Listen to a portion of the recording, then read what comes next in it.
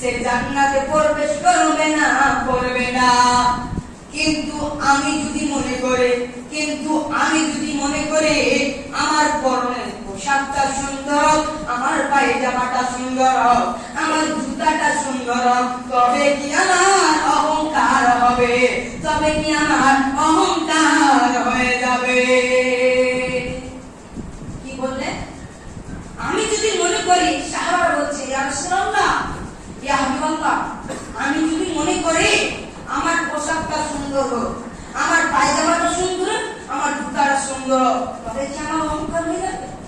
রাসূলুল্লাহ বললেন, না না, তোমাদের অহংকার, এটা অহংকার হবে না। অহংকার কাকে বলে? অহংকার কাকে বলে?